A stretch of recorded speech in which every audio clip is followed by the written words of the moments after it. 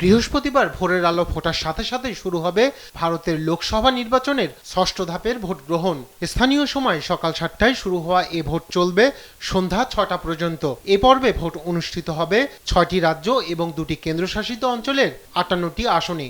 এর মধ্যে পশ্চিমবঙ্গে রয়েছে 8টি আসন। এছাড়াও উত্তরপ্রদেশে 14টি, হরিয়ানায় 10টি, বিহারে 8টি, ঝাড়খণ্ডে 4টি, উড়িষ্যায় 6টি, কেন্দ্রশাসিত দিল্লির 7টি আসনের সবকটিতে এবং জম্মু কাশ্মীরের 1টি আসনে অনুষ্ঠিত হবে ভোট গ্রহণ। এই দফায় একযোগে 7 আসনেই ভোট অনুষ্ঠিত হওয়ায় বাড়তি নজরে থাকবে রাজধানী দিল্লি। এখানকার সব আসনেই প্রতিদ্বন্দ্বিতা করছে বিজেপি। অন্যদিকে কংগ্রেস এবং আম আদমি পার্টির মধ্যে আসন ভাগাভাগি নিয়ে সমঝোতার কারণে 3টি আসনে কংগ্রেস এবং 4টি আসনে প্রার্থী দিয়েছে কেজরিওয়ালের দল। এই দফায় নির্বাচনী লড়াইয়ে হাতেখড়ি হতে চলছে সাবেক কেন্দ্রীয় পররাষ্ট্রমন্ত্রী সুষমা স্বরাজের কন্যা বাঁশরী স্বরাজের। নিউ দিল্লি আসন থেকে প্রতিদ্বন্দ্বিতা করছেন তিনি। তার প্রধান প্রতিপক্ষ আম আদমি পার্টির সিনিয়র নেতা সোমনাথ ভারতী।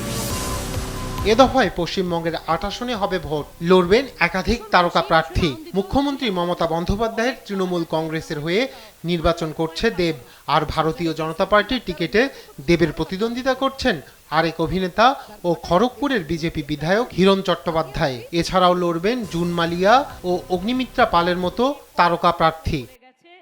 এদিকে নির্বাচন ইস্যুতে ভিডিও বার্তা দিয়েছেন ভারতের প্রধান বিরোধী দল কংগ্রেসের সাবেক সভানেত্রী সোনিয়া গান্ধী। এবারের নির্বাচনকে গণতন্ত্র ও সংবিধান রক্ষার নির্বাচন আখ্যা দিয়ে সবাইকে অগ্রগামী ভূমিকা পালনের আহ্বান জানান তিনি।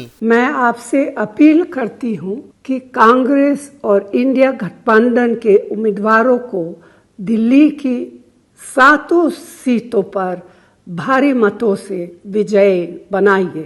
जय हिंद। একে একে শেষ হতে চলছে লোকসভা নির্বাচনের কর্মযজ্ঞ। প্রতিবারের মতো এবারের পর্বেও মোদি রাহুলের হাড্ডাহাড্ডি লড়াই হবে বলে মনে করছেন বিশ্লেষকরা। রায়হান কবির শুভ্র, নিউজ ডেস্ক, দেশ টিভি।